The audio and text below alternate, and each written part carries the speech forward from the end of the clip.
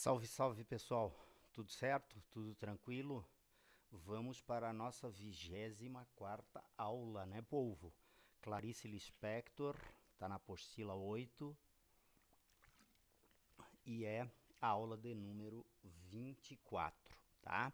Eu queria lembrá-los já desde saída que é uma leitura obrigatória para a UFSC e a CAF deste ano. Então, se vocês forem fazer vestibular, esse tipo de coisa, se liga, tá, galera? Porque vocês vão encontrar com toda certeza questões sobre especificamente esse livro aí de Amor e de Amizade, diversas crônicas da Clarice, né? Mas esteticamente é o que a gente vai estudar hoje aí, tá? E quando a gente abre a nossa aula de número 24 da Clarice Lispector, o que a gente vê aqui é uma série de comentários muito importantes, muito fundamentais para a gente conseguir se situar na obra, na vasta obra da Clarice Lispector, tá? Primeiro aspecto fundamental está aqui, ó. Trata-se de romances intimistas, romances e contos intimistas, né? Na verdade, muito frequentemente é, não tem muito aquele enredo de começo, meio e fim. Os personagens refletem muito, os personagens pensam muito, e aí nesse contexto a gente tem aquilo que se chama de fluxo de consciência, né? Nós vamos ver ao longo da aula que muito frequentemente os personagens ficam viajando, né? E não estão dialogando com ninguém, estão pensando consigo mesmo e muito frequentemente esse tipo de característica vai marcar grande parte das obras da Clarice Lispector. Por isso, valoriza-se muito mais o tempo psicológico, o tempo desse raciocínio, desse pensamento, desse delírio dessas personagens, do que propriamente o tempo cronológico, que é aquele, né, que é o tempo do romance de aventura, tá? Então, muito frequentemente a gente vai encontrar monólogo interior também, que é o registro do fluxo de consciência. O sujeito fica refletindo sobre si mesmo, sobre a sua condição, sobre a sua situação social. E aí, nesse contexto, em vez de dialogar, o personagem fica pensando consigo mesmo, tá? E aí, em todas as obras dela, praticamente, acontece uma revelação. O personagem passa por umas situações assim e de repente tem uma iluminação. Isso aí a gente chama de epifania. Então, na linguagem da Clarice Lispector, o caráter epifânico é um dos traços muito importantes. Aqui, como exemplo, a gente tem Amor, que é um dos contos mais famosos da Clarice Lispector, publicado no livro Laços de Família, que depois a gente vai dissecar aí para vocês mais especificamente. Mas a ideia básica aqui, ó, é que a gente tem um momento em que tudo está normal, um momento de normalidade, aí acontece alguma coisa que quebra essa normalidade e essa alguma coisa é justamente que vai fazer essa revelação surgir, essa epifania surgir, tá certo? Vamos ver como é que isso acontece. Primeiro tópico, então, de vital importância é a gente saber o que significa fluxo, tá? Fluxo designa algo que se movimenta de modo contínuo, né? Um fluxo de pessoas. Vocês conhecem a letra daquele som que diz segue o fluxo e tal, né? O fluxo de consciência, ele se caracteriza, é uma técnica narrativa que se caracteriza por tentar descrever esses acontecimentos que estão se passando onde? Que estão se passando na cabeça das personagens aqui, ó. É por isso que o tempo psicológico é tão importante. O sujeito esquece um pouquinho do mundo e passa a pensar em si mesmo. E aí, quando passa a pensar em si mesmo, esse tipo de fluxo de consciência acaba gerando, né, aquele momento de ruptura, aquilo que a gente chama de epifania. Para usar esse discurso, para usar esse fluxo de consciência, gente, frequentemente os escritores fazem uso do discurso indireto livre, né, no qual a gente perde o chão, porque aí a gente já não sabe mais se é o narrador que está contando a história ou se é o personagem que tomou posse da voz, do foco narrativo da história. E isso leva a gente a um quadro de polifonia. Polifonia, múltiplas vozes narrativas. Então é importante a gente perceber que essa grande escritora aqui, ela começa a sua carreira com um romance de 1943 chamado Perto do Coração Selvagem. É um romance, ela era muito jovem quando escreveu, né? E desde cedo já causou impacto aí na literatura brasileira porque era muito revolucionário. Naquela época, o que fazia sucesso era o romance de 30, que a gente conhece lá, sabe? Que o romance de 30 era aquele romance de denúncia social. E, de repente, aparece uma escritora deixando de lado um pouquinho a ideia da condição social do ser humano para refletir muito mais sobre a condição existencial, sobre a sua condição psicológica. Então, foi assim que a Clarice é a iniciadora da terceira fase modernista, a geração que a gente chama de geração de 45, ou a geração também do pós-modernismo. Como essa geração do pós-modernismo ela tem algumas características, eu vou pedir para vocês não perderem de vista essas características que a gente já falou lá na primeira aula, né? A ideia da metaliteratura é muito frequente, essa ideia do sujeito escrever e tentar compreender, né, aquilo que está sendo escrito. E aí leva o leitor a ser um partícipe dessa narrativa. Aqui tem uma passagem, que é uma passagem de uma obra muito famosa chamada A Hora da Estrela, que tem um escritor narrador, né? O narrador é um narrador-escritor que conta a história de uma personagem. Mas olha só esse aspecto aqui, como esse aspecto aqui tem a ver com a ideia de metalinguagem, metaliteratura, porque comenta sobre fazer a própria obra. É claro que, como todo escritor, tenho a tentação de usar termos suculentos. Conheço adjetivos esplendorosos, carnudos, substantivos e verbos tão esguios que atravessam agudos o ar em vias de ação, já que a palavra é ação, concordais? Mas não vou enfeitar a palavra, pois se eu tocar no pão da moça, esse pão se tornará em ouro. E a jovem, ela tem 19 anos, e a jovem não poderia mordê-lo morrendo de fome, né? Então nota que ele está comentando sobre o personagem, mas ele também está comentando sobre a obra que está escrevendo, esse narrador, escritor do romance A Hora da Estrela. Vai daí, é comum essa ideia da problematização da linguagem, né? O que é a linguagem? É comunicação ou é o oposto de comunicação? E nesse contexto, muito frequentemente, vão aparecer artistas dessa geração que inventam novas palavras, que inventam aqueles neologismos aqui, tá? E será mesmo que escrever ultrapassa a palavra, diz o Rodrigo SM, o escritor, narrador de A Hora da Estrela, mas que ao escrever que o nome real seja dado às coisas. Cada coisa é uma palavra, e quando não se a tem, inventa-se-á.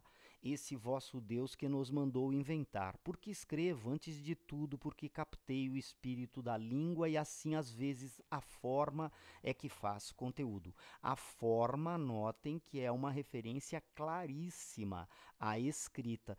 Então, vocês notam que se misturam a ideia de metalinguagem e a ideia de problematização da linguagem. Isso aí vai ser uma constante da geração de 45. A Clarice é mestra nesse sentido. A gente vai ter também de se habituar com essa palavrinha aqui quando o assunto é Clarice Lispector, introspecção.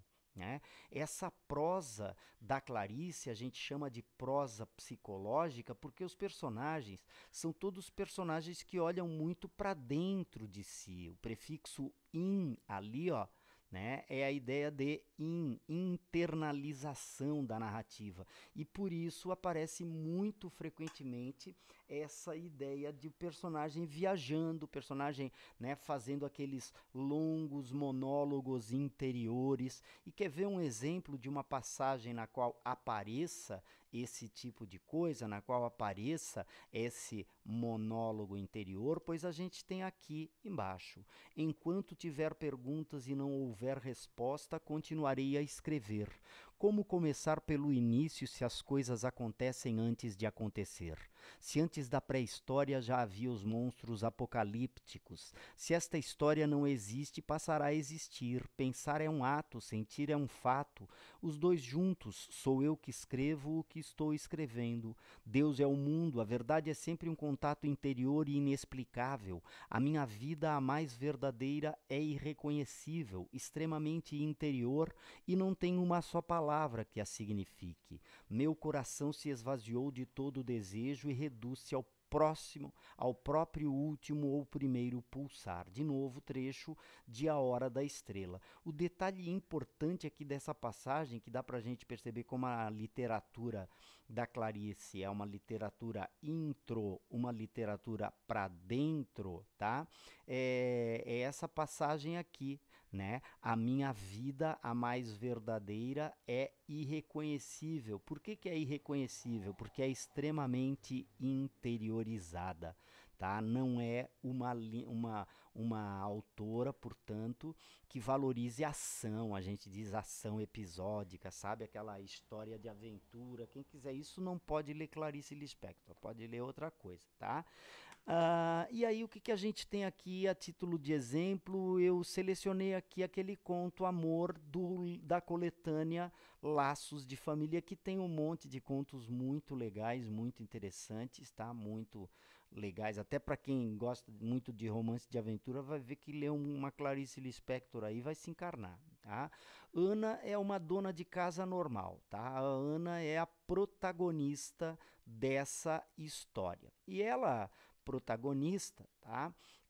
Vamos dar uma olhadinha o que o narrador ali, em terceira pessoa, ele fala sobre a Ana, tá aqui, ó. Como um lavrador, ela plantara as sementes que tinha na mão, não outras, mas essas apenas. E cresciam árvores, crescia sua rápida conversa com o cobrador de luz, crescia a água enchendo o tanque, cresciam seus filhos, crescia a mesa com comidas, o marido chegando com os jornais. Então, notem que aqui, ó, a Ana, ela é caracterizada como uma esposa típica, é a do lar, né, gente? Ela trabalha em casa, organiza a casa e assim por diante. Tá? No meio da narrativa, a Ana, de dentro da condução, né, de dentro do ônibus, do bonde, ela olha pela janela e ela vê um mendigo mascando chicletes e ela repara naquilo ali. Tá? E aí acontece essa epifania. Só que cabe a gente perceber por que que a Clarice Lispector faz questão de explorar essa intimidade dessas personagens. Uma das características é essa daqui. Tá? É para chamar a atenção para a perda da essência. Muitas personagens dessas tiveram de abrir mão de fazer escolhas ao longo da sua vida. A própria Ana faz uma reflexão sobre a juventude, sobre os sonhos de juventude que ela tinha. E, cara, tu olha assim, ela falando que ela olhava para a juventude agora como se fosse uma doença, sabe? Aqueles sonhos bobos, aqueles sonhos tolos. Então a gente nota que a Ana é uma personagem que teve que matar muitos sonhos dentro dela para se tornar essa adulta, esposa do lar, responsável, né? E isso a gente percebe aqui. O calor era forte no apartamento que estavam aos poucos pagando, era de se ver como cortava blusas para os meninos. Assim, ela a cada coisa emprestaria uma aparência harmoniosa. Nota que aqui a ideia justamente é a ideia de contrapor aparência e essência, né? E a Ana, então, aparentemente era uma dona de casa feliz. E aí, quando ela enxerga aquele cara mastigando chicletes, um mendigo, tá? Ela tem justamente esse baque de sentir essa outra realidade. E quando sente essa outra realidade, tem a revelação da existência de toda outra vida para fora daquele mundo resumido Dona Ana, dona de casa. Ele mascava goma na escuridão sem sofrimento, com os olhos abertos. O movimento da mastigação fazia-o parecer sorrir e de repente deixar de sorrir, sorrir e deixar de sorrir, como se ele a tivesse insultado. Ana olhava-o e quem a visse teria a impressão de uma mulher com ódio, mas continuava a olhá-lo cada vez mais inclinada. E aí depois ela tem justamente essa revelação de um outro mundo, de um outro universo, tá? Então esse conto, Amor, é um conto muito famoso da Clarice Lispector, tá? Muito famoso.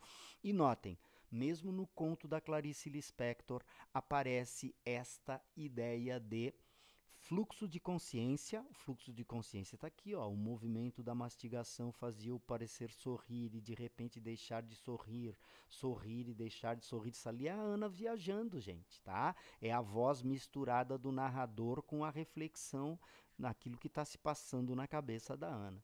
Tá? Então vamos a outra obra de vital importância também, o romance, publicado um pouquinho antes da Clarice morrer, que ela morreu em 1977, né? A Hora da Estrela, tá? Esse romance, que também às vezes é classificado como novela, tá? Ele tem 3 eixos narrativos.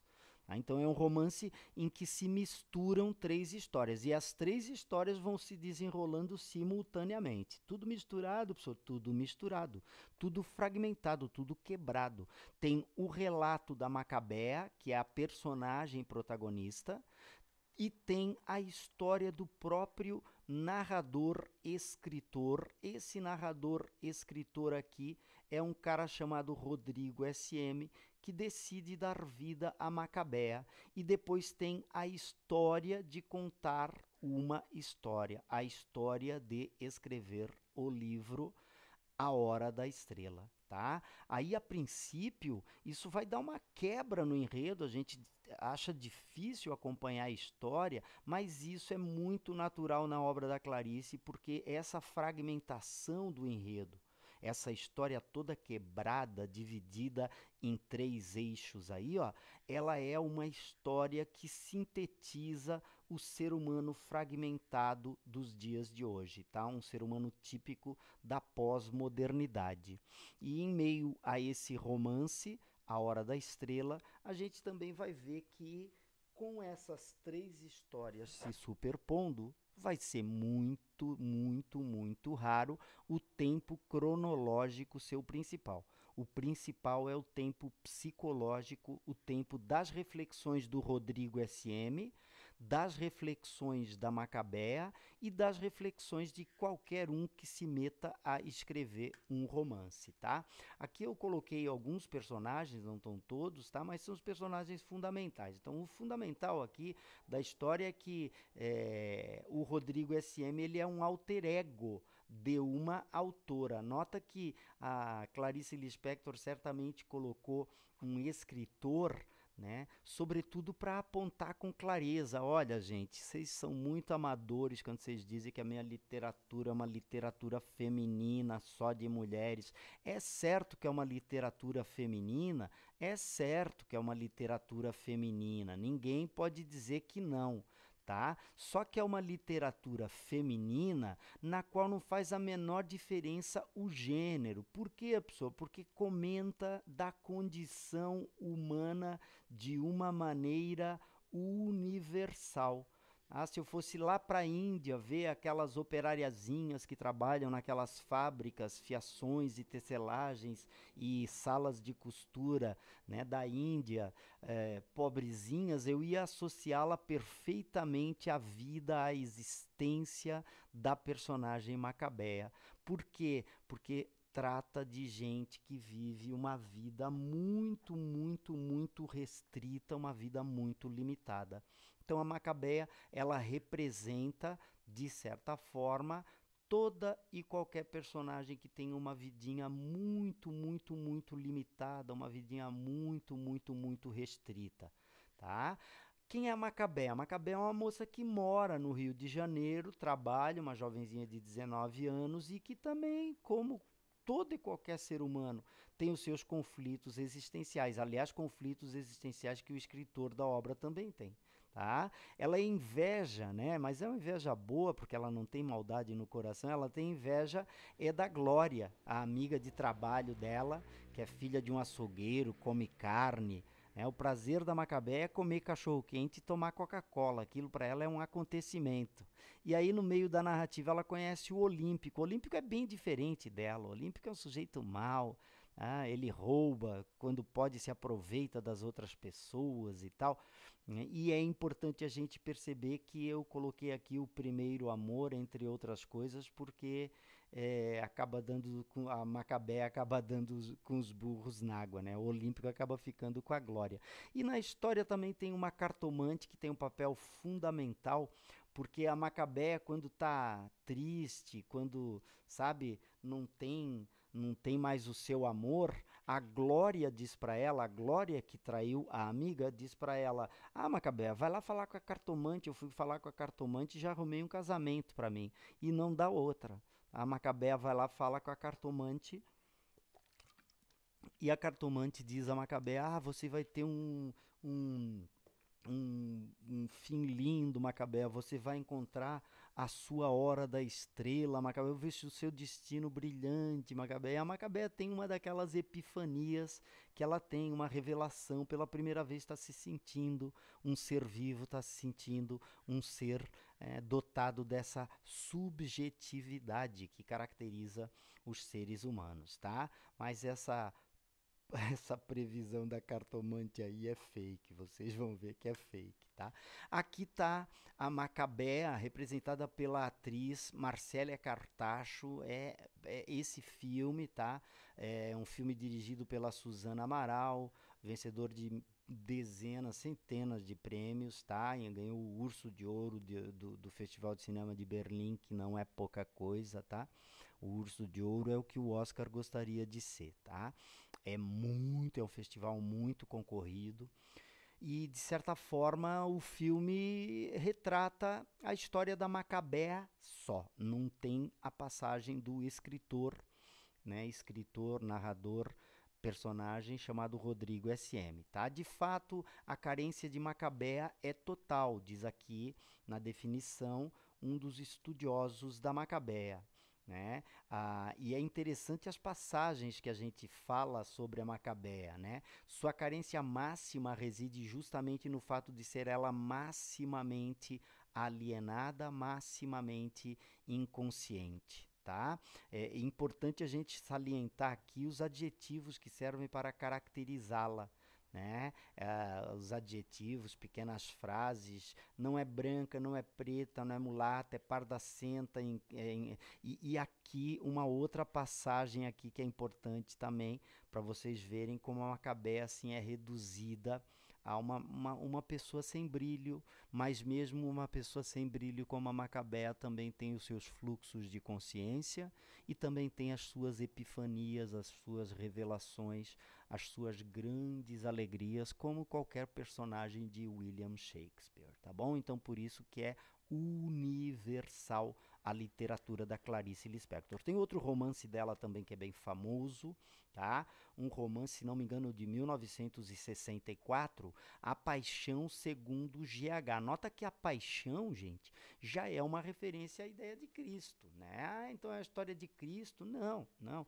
É a história de uma personagem chamada GH, né, que é narradora e protagonista dessa história, e já é interessante a gente perceber que o nome GH não é à toa, já remete a todo e qualquer ser humano, já remete a esse homem fragmentado pós-moderno, e ela basicamente faz um longo monólogo interior de autodescoberta nesse romance introspectivo da Clarice Lispector, no qual vão surgir algumas, né, epifanias, algumas revelações. A Janaíra é uma personagem, né, secundária, eu diria, uma coadjuvante, não chega nem a ser figurante, é uma coadjuvante.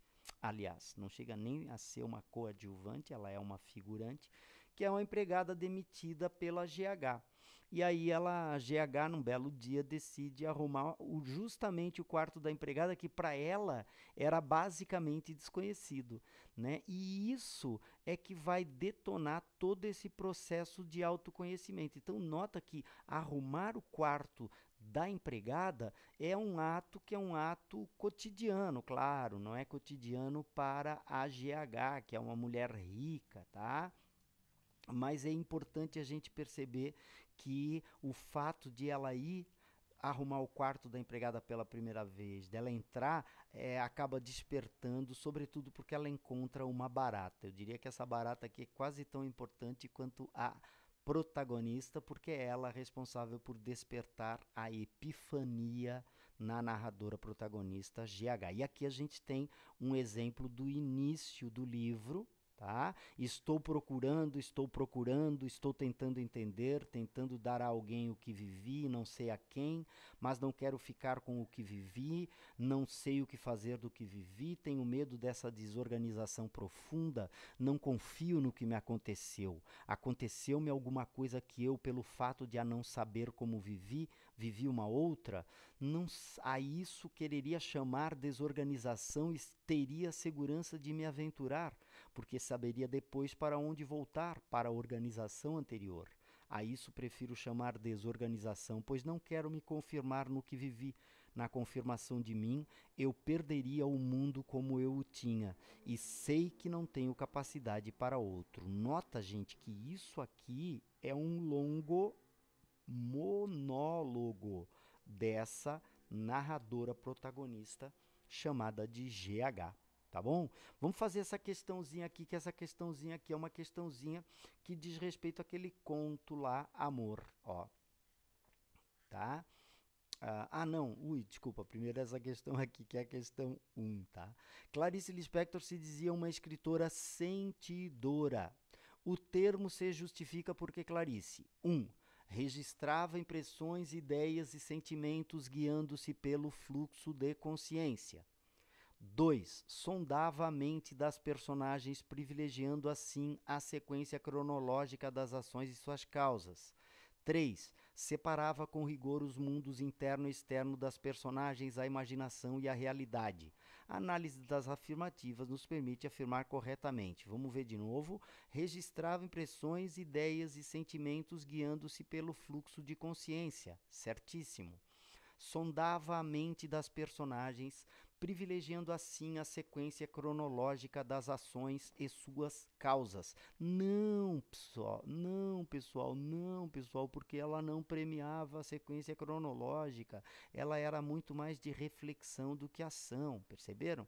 Separava com rigor os mundos interno e externo. Não, galerinha, por que ela não separava com rigor os mundos interno e externo? Porque para ela tudo vinha de misturada, como a gente viu naquele conjunto, né, naquele conjunto de características que a gente acaba de estudar. Então, na verdade, a única correta, adivinha? A alternativa A. Tá bom, meus queridos, meus idolatrados? Salve, salve! Uma boa semana para vocês, amados. E até mais, até a gente se rever aí. Tomara que não demore muito, né? Para eu ficar enchendo a paciência de vocês dentro da sala, né? Tenho certeza que vocês estão com